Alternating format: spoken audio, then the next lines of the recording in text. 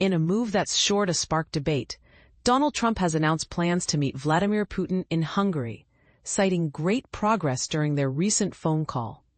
But here's where it gets controversial. This comes just as Trump is weighing whether to arm Ukraine with Tomahawk missiles capable of striking deep into Russia. Could this meeting be a game-changer for the Ukraine conflict? Or is it a risky diplomatic gamble? Let's dive in.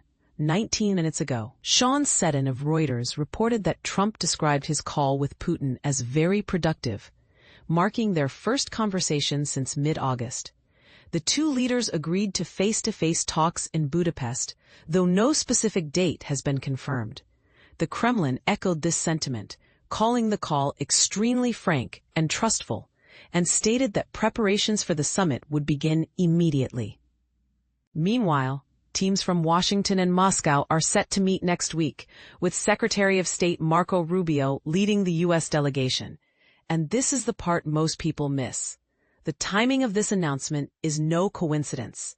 It comes just a day before Ukrainian President Volodymyr Zelensky's visit to the White House, where the topic of Tomahawk missiles is expected to dominate discussions.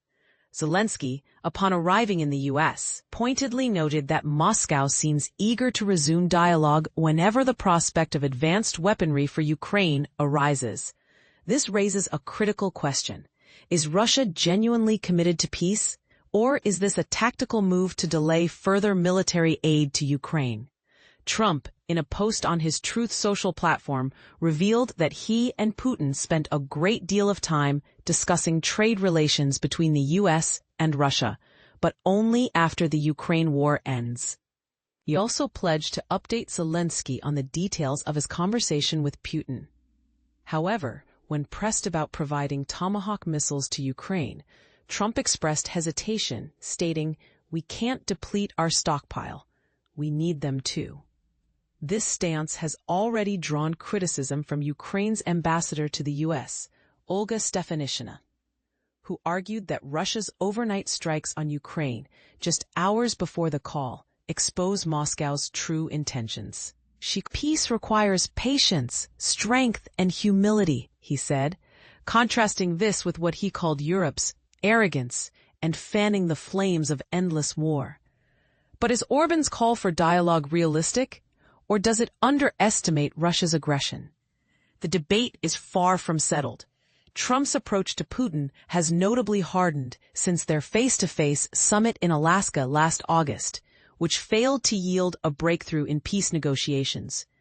During his presidential campaign, Trump boldly claimed he could end the Ukraine war within days, but he has since admitted that resolving the conflict has been more challenging than anticipated.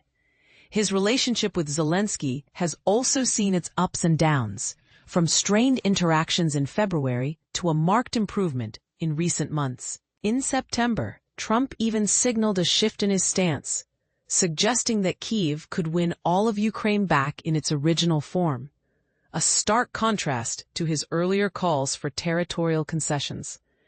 But here's the bigger question. Is Trump's willingness to engage with Putin a sign of diplomatic pragmatism, or does it risk legitimizing Russia's actions? And what does this mean for Ukraine's future? As Zelensky prepares for his third visit to Washington since January, the stakes couldn't be higher. The decision on Tomahawk missiles will likely be a defining moment in U.S. policy toward Ukraine, with far-reaching implications for global security. Adding another layer of complexity, Trump's recent claim that Indian Prime Minister Narendra Modi agreed to stop purchasing Russian oil was swiftly disputed by India's foreign ministry.